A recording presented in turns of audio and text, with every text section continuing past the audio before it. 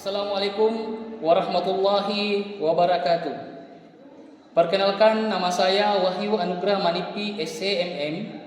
Saya adalah salah satu dosen di program studi Ekonomi Pembangunan, Fakultas Ekonomi, Institut Turatea Indonesia. Pada kesempatan kali ini, saya akan memaparkan pernyataan diri dosen dalam unjuk kerja Tridharma Perguruan Tinggi atau yang disingkat PDD UKTPT bidang pengajaran. Saya akan memaparkan salah satu mata kuliah yang saya ampu, yaitu mata kuliah pengantar manajemen dengan menggunakan prinsip DIA, Delivery, Interaction, and Assessment. Deskripsi singkat tentang mata kuliah pengantar manajemen, yaitu mata kuliah ini merupakan mata kuliah wajib bagi mahasiswa program studi Ekonomi Pembangunan dengan bobot 3 SKS. Dengan capaian pembelajaran pada mata kuliah ini, yaitu 1. Mahasiswa diharapkan mampu menjelaskan pengertian dan perkembangan manajemen. 2. Mahasiswa diharapkan mampu menjelaskan manajemen secara fungsional yang mencakup kegiatan perencanaan, pengorganisasian, pengimplementasian, pengawasan, dan pengendalian. 3. Mahasiswa diharapkan mampu menjelaskan pengambilan keputusan secara logis dan sistematis. Adapun bahan kajian, yaitu materi pembelajaran atau pokok pembahasan pada mata kuliah ini, yaitu sejarah perkembangan manajemen, konsep dasar manajemen, lingkungan dan budaya organisasi, pengambilan keputusan, tanggung jawab sosial dan etika manajemen, dasar-dasar perencanaan, dasar-dasar pengorganisasian, manajemen strategis perusahaan, wewenang dan delegasi, motivasi, kepemimpinan, komunikasi dalam organisasi, pengendalian. Model pembelajaran yang saya gunakan yaitu model discovery learning. Dengan menggunakan model tersebut akan menumbuhkan sikap berpikir kritis mahasiswa dalam proses pembelajaran, dan mahasiswa akan memiliki kemampuan dalam memahami dan mengingat materi secara mudah setelah mereka mempelajari materi yang telah diajarkan.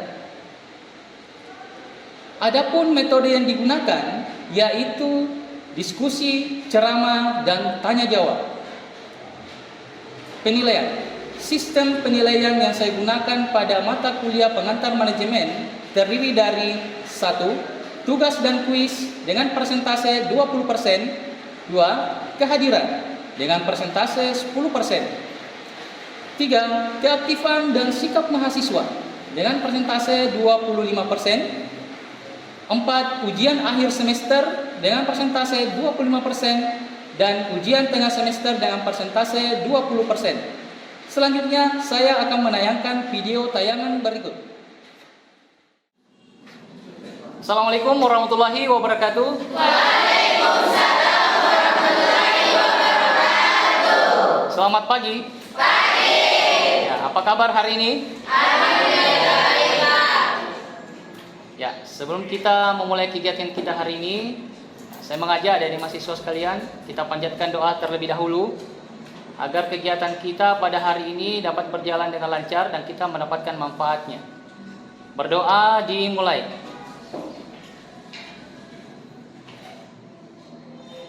Berdoa selesai. Oke, baik. Jadi hari ini adalah pertemuan ketiga kita di mata kuliah pengantar manajemen. Yang mana sebelumnya kita telah membahas tentang materi sejarah perkembangan manajemen. Ada yang masih ingat materi kita sebelumnya? Apa itu aliran pemikiran manajemen? Oke, ya silakan. Kalau sependek pengetahuan saya, persoalan tentang sejarah manajemen itu yang saya ketahui ada 3 aliran. Nah, yang pertama itu aliran modern, aliran ilmiah, dan aliran klasik. Nah, terkait dengan aliran modern itu di dalam manajemen terbagi atas 2, yaitu perilaku organisasi dan perilaku kuantitatif. Oke, baik, terima kasih. Ya, jadi itu sudah cukup mewakili bahwasanya materi sebelumnya itu telah kita pahami bersama ya tentang sejarah perkembangan manajemen. Nah, hari ini kita akan membahas tentang konsep dasar manajemen. Ya. Namun sebelumnya saya ingin bertanya dulu, apa yang Anda ketahui tentang manajemen? Ayo, silakan. Yang saya ketahui tentang manajemen adalah proses pengorganisasian atau pengaturan. Proses pengorganisasian atau pengaturan. Oke, yang lain ada yang? Ya, silakan. Menurut saya, manajemen adalah mengelola atau mengendalikan. Mengelola atau mengendalikan. Oke, baik. Jadi manajemen mengorganisasikan dan mengatur dan mengendalikan. Oke, baik. Kita lanjut ya. Tujuan pembelajaran kita hari ini adalah mahasiswa mampu menjelaskan pengertian manajemen. Yang kedua, mahasiswa mampu memahami perbedaan antara manajemen sebagai ilmu dan seni. Tiga, mampu mengidentifikasi konsep manajemen secara fungsional. Pengertian manajemen. Jadi manajemen itu adalah proses perencanaan, pengorganisasian, pengarahan dan pengawasan usaha-usaha para anggota organisasi dengan menggunakan sumber daya yang ada, baik itu sumber daya manusia dan sumber daya lainnya. Tujuannya apa? Tujuannya untuk mencapai apa? Ya, untuk mencapai tujuan yang telah ditetapkan sebelumnya secara efektif dan efisien. Itu adalah pengertian manajemen. Jadi manajemen itu merupakan ilmu ya, tentang upaya bagaimana manusia itu memanfaatkan sumber daya yang ada guna mencapai tujuan yang telah disepakati sebelumnya secara efektif dan efisien. Sudah paham tentang manajemen itu apa? Oke, kita lanjut. Organisasi. Apa itu organisasi? Saya Pak, Ya, silakan.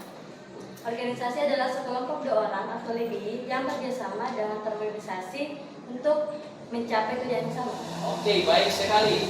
Ya, siapa di antara adik-adik sekalian yang aktif terlibat dalam organisasi? Oke, Hafsah, silakan. Tolong ceritakan pengalamannya dan manfaat yang didapatkan dalam organisasi. Baik, ada banyak manfaat yang saya dapatkan dalam berorganisasi dan di mana dapat memperluas wawasan, meningkatkan skill dan melatih kepemimpinan diri sendiri. Ya, baik. Terima kasih atas tanggapannya. Jadi tepat sekali ya. Jadi manfaat organisasi itu banyak sekali, menambah wawasan kita ya, melatih agar kita mampu berkomunikasi dengan beberapa orang bahkan lebih. Bahkan di depan umum kita terlatih untuk melakukan public speaking, mendapatkan ilmu baru dan sebagainya. Itu adalah salah satu manfaat organisasi.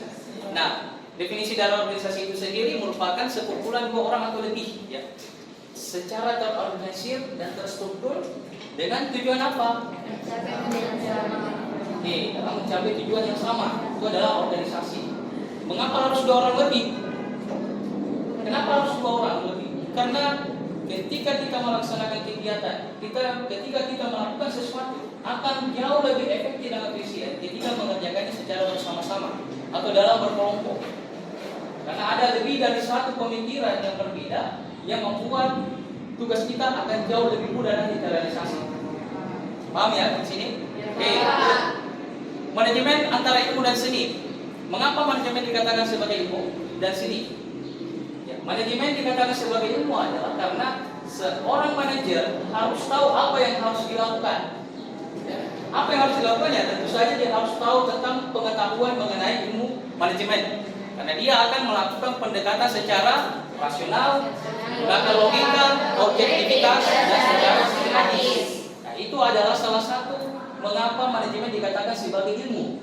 Kita membutuhkan ilmu sebelum memimpin orang lain, ya kan? Kemudian manajemen sebagai seni. Mengapa dikatakan manajemen sebagai seni? Karena manajemen sebagai seni kita tahu bagaimana cara melakukan sesuatu itu. Ketika kita tahu apa yang harus dilakukan, sedang di dalam manajemen sebagai seni kita tahu bagaimana cara melakukannya.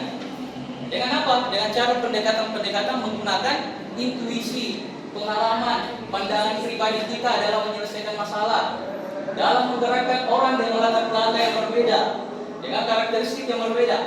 Makanya dikatakan sini, ketika kita berhasil mampu menggerakkan orang-orang dengan tujuan yang berbeda, ya, itulah dikatakan dia seni. Karena sangat sulit untuk melakukan hal itu kan. Oke. Jadi sudah paham apa yang dimaksud dengan manajemen antara ilmu dan seni? Oke. Paham. Kita lanjut. Siapa yang membutuhkan manajemen? Ya, organisasi. Semua titik kegiatan. Nah, apakah manajemen hanya dibutuhkan untuk itu? Tidak. Oke. Manajemen dibutuhkan untuk apa saja? Silakan. Saya Pak. Saya manajemen itu dibutuhkan dalam kehidupan sehari-hari. Manajemen dibutuhkan dalam kehidupan sehari-hari. Ya, tepat sekali. Jadi manajemen dapat diimplementasikan dalam kehidupan kita sehari-hari. Kita mampu melakukan self management, ya, mengatur diri sendiri.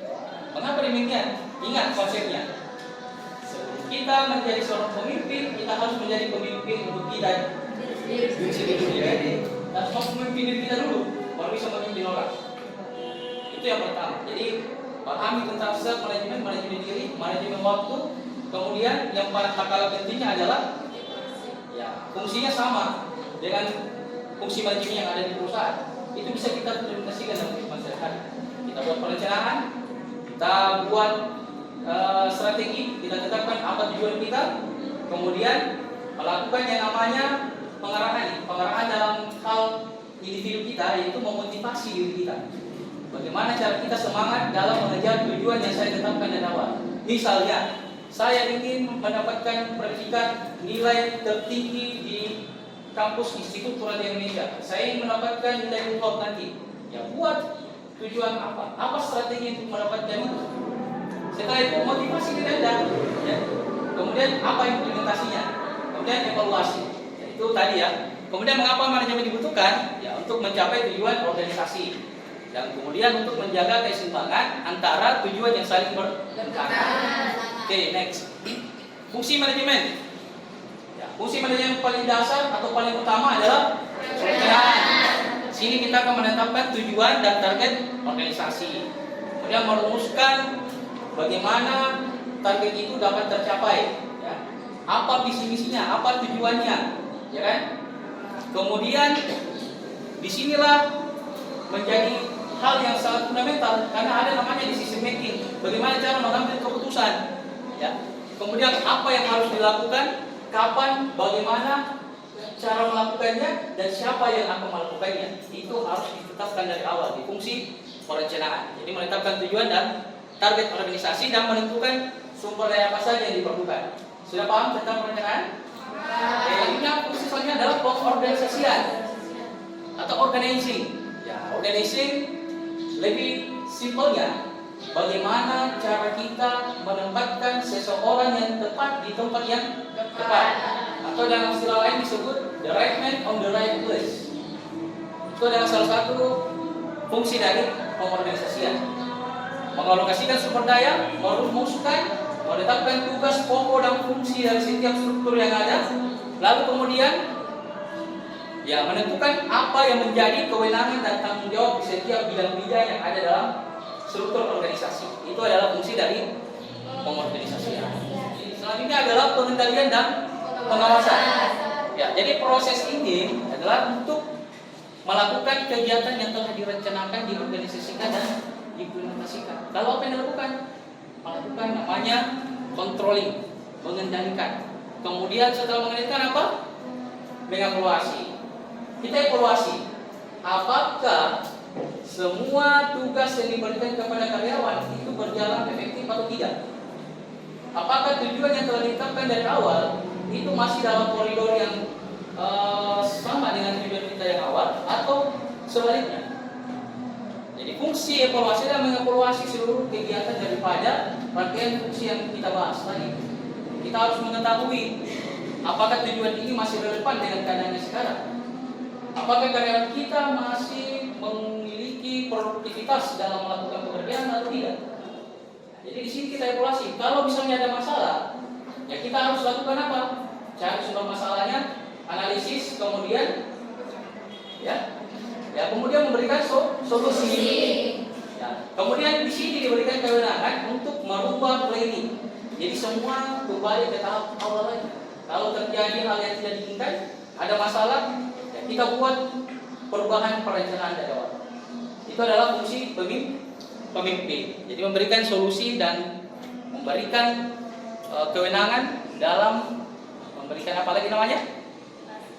Merubah tujuan awal jika terjadi masalah atau memberikan kebijakan kepada karyawan. Oke, sudah paham sampai sini? Kita masuk ke sesi tanya jawab ya, untuk mengajukan pertanyaan tentang materi kita hari ini. Oke, silakan siapa yang bertanya? Ya, silakan berdiri. Tentang fungsi perencanaan Pak, yang ingin saya tanyakan yaitu apa yang terjadi apabila suatu organisasi tidak memiliki perencanaan yang baik dalam mengelola maupun mengatur kegiatan yang akan dilakukan selanjutnya. Oke, baik. Pertanyaannya sangat luar biasa ya, baik sekali. Jadi apa dampak atau apa yang akan terjadi jika kita tidak mampu membuat fungsi manajemen khususnya di perencanaan yang baik dan benar, atau bahkan kita tidak melakukan fungsi perencanaan? Ya tentu saja akan terjadi namanya ketidakseimbangan. Kemudian yang kedua adalah ya tidak terarah. Setiap kegiatan yang dilakukan dalam organisasi itu sumber dayanya pasti akan melakukan kegiatan yang tidak tahu arah dan tujuannya mau kemana. Dia tidak tahu apa tugas yang harus dilakukan. Ya. Kemudian apa hasil yang ingin dicapai? Itulah yang menjadi kenapa jika fungsi planning tidak diterapkan, maka akan berdampak kepada keseluruhan fungsi yang ada. Karena fungsi planning itu ibaratnya sebagai fondasi rumah. Ya. Kalau fondasinya tidak kuat, tidak kokoh, maka struktur yang di atasnya juga akan rawan kan? Rawan ketika ada guncangan dari luar atau dari dalam, maka akan hancur. Sama halnya dengan fungsi tadi. Jangankan fungsi planning, fungsi yang lain ketika tidak berfungsi, maka akan berdampak kepada fungsi lainnya juga. Sehingga syarat untuk mendapatkan efektivitas dan efisiensi dalam perusahaan adalah harus mengoptimalkan keseluruhan fungsi manajemen yang telah kita bahas tadi. Itu adalah syarat utamanya. Jadi dampaknya adalah terjadi ketidakseimbangan. Gimana, sudah paham? Kita bagi kelompok terlebih dahulu. Yes. Ini saya sudah bagi kelompoknya, ada 5 kelompok. Jadi silakan cari teman kelompoknya masing-masing. Ya. Ya, baik. Jadi saya akan tayangkan video animasi tentang bagaimana dan apa yang harus dilakukan seorang manajer. Ya, contoh nyata bagaimana bentuk atau fungsi dari seorang manajer. Jadi saya minta setiap kelompok menganalisis, ya, kemudian merumuskan dan memberikan kesimpulan tentang apa yang menjadi makna dari video yang saya tampilkan. Dan saya akan putar videonya sekarang. Silakan disimak, saya beri waktu 1 menit. Kita persilakan kelompok 1 untuk mempresentasikan hasil analisisnya. Pada kelompok 1, saya persilakan untuk maju ke depan.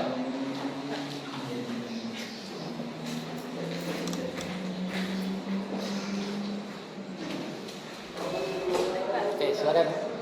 Baik, Assalamualaikum warahmatullahi wabarakatuh. Waalaikumsalam warahmatullahi wabarakatuh. Selamat pagi teman-teman, terima kasih atas kesediaannya untuk menyimak nanti hasil presentasi kami, dan tak lupa saya mengucapkan banyak terima kasih kepada Bapak dosen yang telah memberi ruang kepada kelompok kami. Ya baik teman-teman, kami dari kelompok 1 yang dimana terdiri dari 4 orang. Yang pertama saya sendiri, Sri Suci, selanjutnya Indah Smilaraja, yang kedua Solvi, yang terakhir Abdi Wijaya. Ya baik teman-teman, tujuan kami berdiri di sini tak lain dan tak bukan ialah membahas persoalan tentang konsep dasar manajemen dan menyimpulkan video animasi tadi yang telah kita nonton bersama. Ya, begini teman-teman. Menurut kelompok kami, kesimpulan dari video animasi ini ialah bagaimana seorang manajer memimpin suatu perusahaan dan karyawan, mampu menyatukan karyawan yang berbeda karakter. Ada karyawan yang maunya fokus di pemasaran tok saja, ada yang di marketing tok saja, tapi manajer ini mampu menyatukan perbedaan yang di dalam. Dan perlu kita ketahui bahwa bersama teman-teman bahwasanya sebelum menjadi manajer kita perlu ada ilmu kepemimpinan. Apa itu? Kita mampu memimpin diri kita sendiri sebelum memimpin orang lain.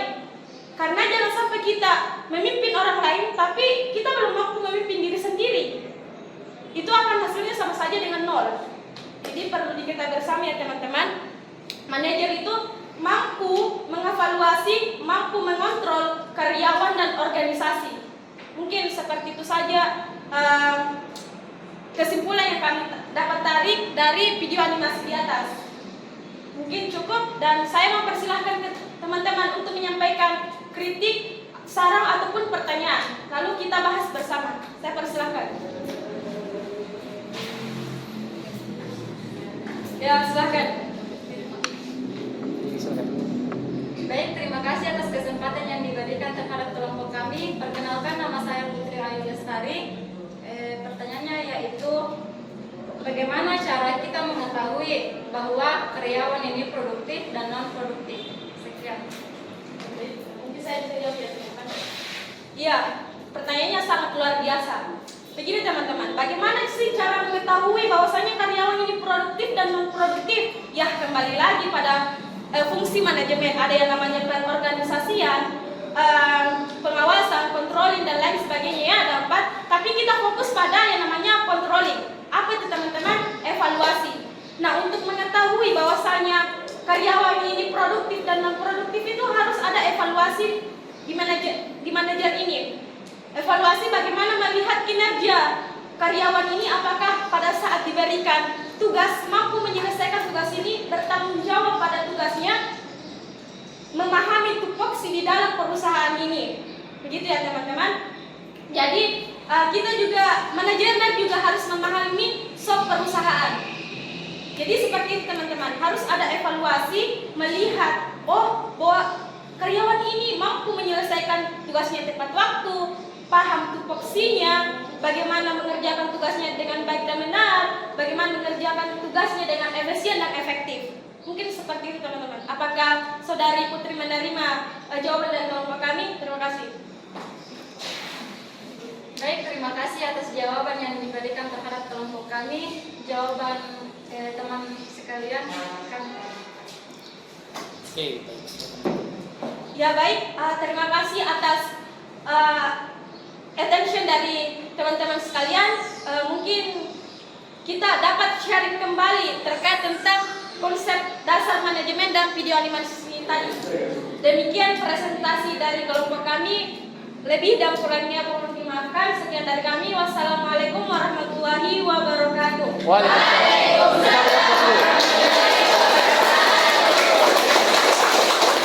Kita masuk ke tahap akhir, yaitu tahap evaluasi ya. Saya akan evaluasi materi pembelajaran kita hari ini tentang konsep dasar manajemen dengan menggunakan soal kuis yang ada di slide. Tolong diperhatikan. Soal pertama, prinsip direct man on the right place yang digunakan dalam menetapkan seseorang untuk menempati tempat yang tepat itu dilaksanakan oleh fungsi apa? Ya, silakan. B. Organizing, Pak. Oke, organizing. Organizing itu apa? Organisasian, Pak. Oke, baik, tepat sekali ya. Jadi prinsip direct man on the right place itu dilaksanakan oleh fungsi organizing, memilih orang yang tepat di tempat yang tepat. Oke, kita berikan aplaus dulu ke teman.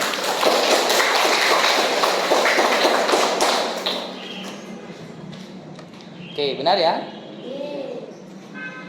Soal yang kedua, fungsi manajemen untuk mengarahkan orang-orang agar dia mau bekerja sesuai dengan tujuan yang telah ditetapkan adalah fungsi apa? Oke, silakan berdiri. Training. Bagaimana? Sudah tepat atau belum?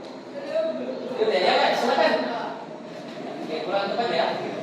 Oke, silakan. Jawaban saya adalah B, direksi atau pengarahan. Direksi atau pengarahan? Ayo kita lihat dulu. Apakah direksi? Iya, tepat sekali. Jadi jawabannya adalah direksi atau pengarahan. Ya, baik. Jadi saya ingin mendengarkan dari adik-adik sekalian. Saya akan tunjuk beberapa dari adik-adik sekalian ini untuk memberikan kesimpulan dari keseluruhan materi konsep dasar manajemen. Ada yang bisa berkesimpulan?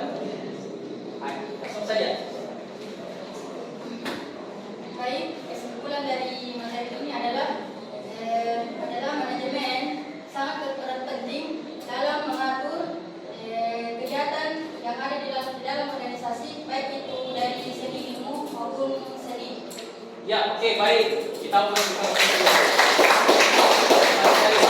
Oke, satu lagi. Siapa? Ya, Ustaz.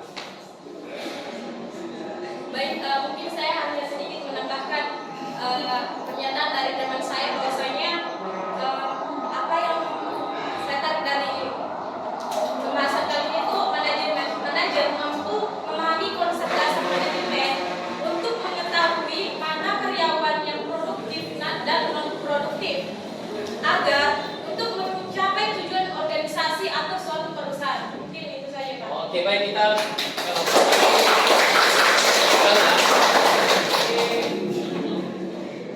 saya rasa untuk hari ini cukup sekian ya pertemuan kita tentang materi konsep dasar manajemen.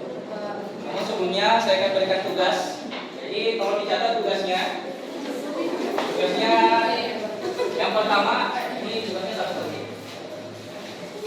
Jadi jelaskan menurut pendapat Anda masing-masing mengapa manajemen itu penting bagi organisasi. Dan jelaskan pula mengapa manajemen itu dapat diterapkan di seluruh tipe organisasi. Oke, sudah? Sudah, Pak. Baik. Oke, sekian untuk pertemuan kita kali ini. Saya tutup dengan mengambil satu kutipan yang sangat berkesan bagi saya. Ya, ini mungkin bisa menjadi landasan untuk kalian sekalian untuk memiliki prinsip yang sama. Jadi saran saya dan pesan saya adalah ilmu manajemen itu adalah ilmu yang sangat penting untuk Anda terapkan di dalam kehidupan sehari-hari dan persiapan untuk Anda nanti ketika menjadi seorang pemimpin, menjadi pemimpin daerah atau menjadi pemimpin suatu negara. Itu lebih hebat lagi. Syaratnya adalah harus memiliki kemampuan di bidang manajemen. Itulah syarat pertama. Dan quote yang akan saya berikan ini adalah, jika kalian ingin mengenal dunia, maka membaca. Namun jika Anda ingin dikenal oleh seluruh dunia, maka Anda harus menulislah. Itu adalah tipan untuk menjadi inspirasi bagi adik-adik sekalian. Sekian dari saya, sampai ketemu di pertemuan yang akan datang. Saya akhiri, wassalamualaikum warahmatullahi wabarakatuh.